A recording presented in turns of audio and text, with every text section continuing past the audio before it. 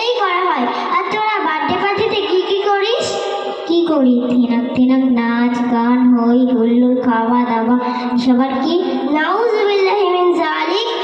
এটা সকলের কাছে দিনের আলোর মতো পরিষ্কার যে এটা বিধর্মীদের পশ্চিম অসভ্যতার কৃষ্টি কালচার, আর তোরা সেটাকেই পালন করিস।